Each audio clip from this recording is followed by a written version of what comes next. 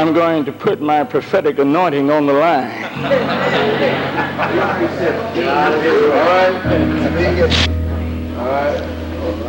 And say that within a few years, you're going to be one of the great churches in Columbia, South Carolina.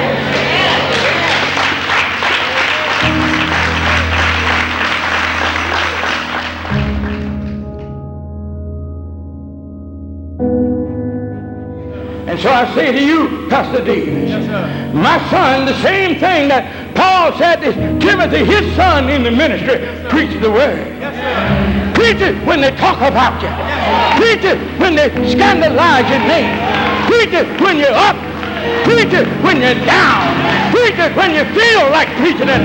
Preach it when you don't feel like preaching it. Preach it when they curse you, and preach it when they bless you. Preach the word. You're preaching now. Pastor now. Preach the word. Preach the word. Preach the word. Preach the word. Preach the word. Hallelujah. Preach the word. You preach it. Preach it. You preach it.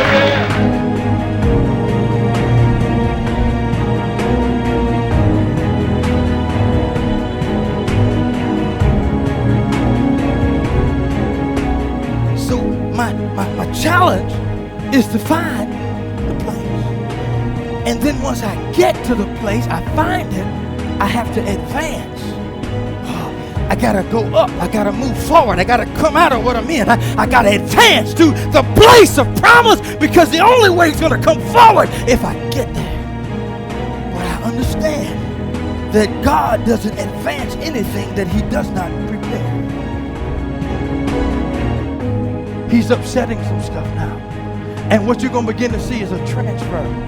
There are going to be some people who are going to come right in here from places where other people will look at them and say, I thought you went to so-and-so. What you doing over here? Because they heard a word from the Lord that says, here is where you've got to go.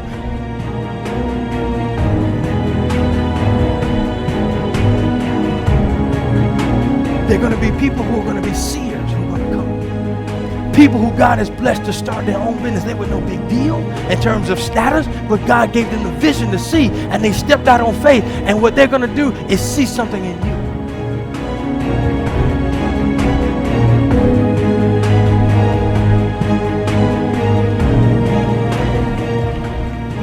We began to examine the structure of the building, and we discovered that though it might have had a little rust on it, it was still strong.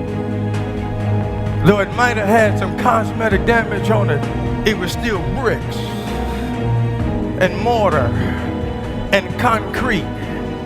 And even though we could tear it down and put new bricks and new mortar and new concrete, it still wouldn't be any stronger than the old bricks and the old mortar and the old I'm going somewhere with this to read, which means that it's still strong. Some of you who are here, you might not be pretty, but you're still put together. You're still strong. You might not look cosmetically appealing, but take a good look at your life and review it and understand that you're still holding strong. I'm so glad that God is in the rebuilding ruins. I'm so glad that God does not mind digging into the trash to find treasure. Some of you in here know what I'm talking about. They threw you away, but didn't know they were throwing away a treasure. Anybody know what I'm talking about? Hey! I'm so glad that God and this church are into rebuilding ruined things. There will be enemies who will come among us, not for the purpose of joining us, but for the purpose of pulling our worship down. Because the thing that will deliver and loose people is not only the word, but our worship. Our atmosphere will loose people. There will be people who will be spiritual slaves that will come into the atmosphere, and the atmosphere of the worship will help loose them. That by the time the word comes forth, that they will be prepared and ready to receive the word. The worship atmosphere will push back the enemies of God.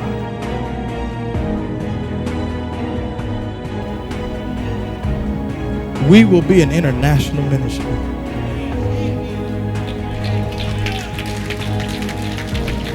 Some of you will go to Africa, Uganda, Haiti. Colombia can't contain us. Let me say that one more time because you didn't hear. Columbia, South Carolina is too small for us. It cannot contain our anointing.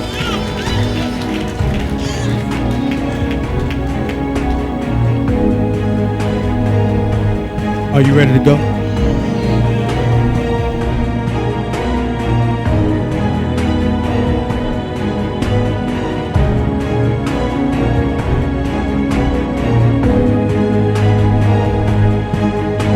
Bishop Eric W. Davis.